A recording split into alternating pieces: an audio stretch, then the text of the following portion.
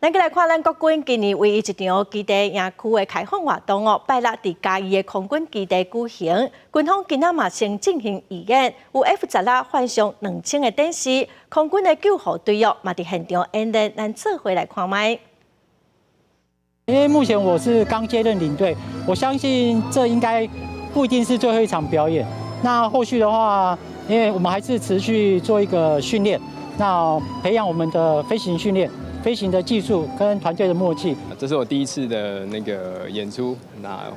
非常的兴奋，然后非常荣幸可以在自己的本场，在我们嘉义本场执行第一次的操演。